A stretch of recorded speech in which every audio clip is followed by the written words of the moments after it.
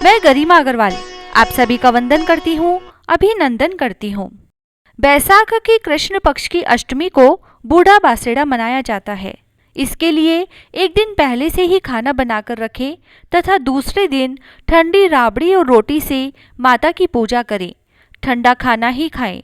अगर किसी कारणवश चैत्र वाला बासेड़ा नहीं बना पाए तो इस बासेड़ा पर कंडवारा भरें और सभी सामग्री बनाकर पूजन करें, कहानी सुने। 5 पत्थर लेकर पथवारी माता की पूजा करें, कहानी सुने। तो आइए सुनते हैं बैसाख महीने में मनाए जाने वाले बूढ़ा बासेड़ा की कहानी। एक गांव में एक कुम्हार रहता था। वह हमेशा दोनों बासेड़ा मनाता था, शीतला माता की पूजा करता था। एक दिन पहले ही रोटी और राबड़ी बनाकर ठंडी राबड़ी रोटी से पूजा करता था। सभी घर वाले ठंडी रोटी और राबड़ी ही खाते थे। उसकी नगरी में कोई भी शीतला माता की न तो पूजा करता था और न ही ठंडी रोटी खाते थे। एक दिन शीतला माता ने सोचा कि कोई भी मेरा त्योहार नहीं मनाता है, ना ही कोई पूजा करता है। शीतला माई बुढ़िया का वेश धरकर नगर में गई और सबको देखा। सबके घरों में गरम खाना बन रहा था, चूल्हे जल रहे थे। शीतला माई ने पूरे गांव में चक्कर लगाया और गांव के बाहर बने कुम्हार के घर गई। कुम्हारी से पूछा कि तुम क्या कर रही हो, तो उसने कहा कि आराम कर रही हूँ। शीतला ने पूछा खाना नहीं बनाया? कुम्हारी ने कहा कि आज बासेड़ा है, खाना कल ही बना लिया। अगर आपको भी भूख है तो रोटी राबड़ी लगा दूं। शीतला माता ने कहा भूख तो लग रही है, खाना खा लेती हूँ।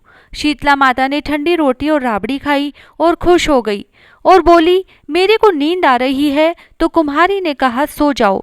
जब शीतला माता सोकर उठी तो बोली कि मेरे सिर में खुजली हो रही है, जरा सिर को देखो। तो वह पीठ मोड़कर बैठ गई। सामने दोनों आंखों से अग्नि निकली जो पूरे गांव में आग लग गई। एक आंख पीछे भी थी। पीछे आंख देखकर कुम्हारी डर गई कि तुम कौन हो? शीतला ने कहा डरो मत, मैं शीतला माता हूँ, तुम्हारा कुछ नहीं बिगाड़ूंगी। तुम तो मेरी पूजा करती हो और ठंडा खाना खाती हो। और उधर पूरे गांव में आग लग गई। सब गांव वाले बाहर आ गए, सबके घर जल गए। सबने कुम्हारी से कहा तुमने क्या टीका टामन किया जो तेरा घर तो बच गया और हम सबके घर जल गए।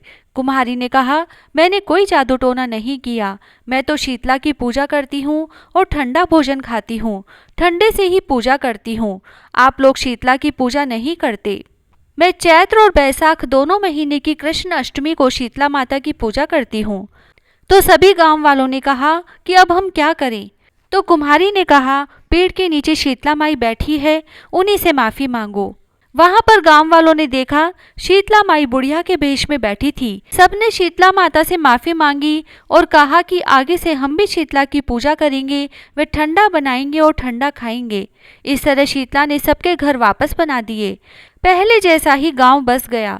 सारी नगरी में हेला फिरा दिया कि सब कोई चैत्र बैसाख की कृष्ण पक्ष की अष्टमी को शीतला की पूजा करें। एक दिन पहले रोटी राबड़ी बनाकर दूसरे दिन खाएं। हे शीतला माता, जैसे कुम्हारी के घर की रक्षा करी वे पूरे गांव को वापस बसाया, वैसे सबकी रक्षा करना। कहता ने सुनता ने हुकारा भरता ने सारा परिवार की रक्षा करना। बिंदाई जी की कहानी। एक ब्राह्मण था जो नित्य प्रतिदिन सुबह उठकर गंगा जी स्नान के लिए जाता और आकर बिंदाई जी की पूजा करता, बिंदाई जी की कहानी सुनता। उसकी पत्नी को पूजा करना अच्छा नहीं लगता था और वह गुस्सा हो जाती थी। कहती थी कि सुबह पहले पूजा करने के लिए बैठ जाते हो, मैं झाड़ू निकालती हूँ, घर का काम करती हूँ, तुम्हें कोई काम नहीं है क्या? ब्राह्मण उसकी बात को सुनता ही नहीं था। एक दिन ब्राह्मण गंगा जी नहाने के लिए चला गया और पीछे से ब्राह्मणी ने बिंदाई जी को छुपाकर रख दिया। वापस आकर ब्राह्मण ने कहा कि बिंदाई जी की मूर्ति कहाँ गई? तो ब्राह्मणी बोली कि मुझे नहीं पता कहाँ गई। ब्राह्मण ने खाना नहीं खाया और पानी भी नहीं पिया। ब्राह्मण ने कहा कि जब तक मैं बिंदाई जी की पूजा नहीं कर लेता तब तक अन्न और जल का ग्रहण नहीं कर सकता।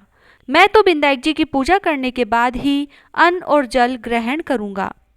ब्राह्मणी ने ब्राह्मण को बहुत समझाया कि खाना खा लो, लेकिन उसने नहीं खाया।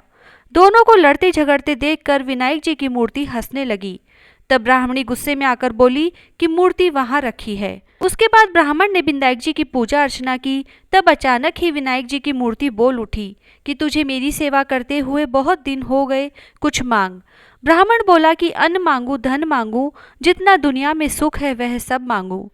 तब विनायक जी ने सारा सुख, धन, अन्न सब ब्राह्मण को दे दिया। ब्राह्मण मूर्ति को मंदिर में रखकर पूजा अर्चना करने लगा। ब्राह्मणी को इतना अन्न और धन मिलने से उसकी भी पूजा करने की श्रद्धा जाग उठी और उसने ब्राह्मण को बोलकर मूर्ति को वापस घर में रखवाया और खूब प्रेम से पूजा करने लगी। हे बिंदायक जी महाराज, जैसा ब्राह्मण को सुख दिया वैसा सबको देना। बिंदायक जी की कहानी कहने वाले को, बिंदायक जी की कहानी सुनने वाले को और हुकारा भरने वाले को, पूरे परिवार को देना। जय श्री राधे।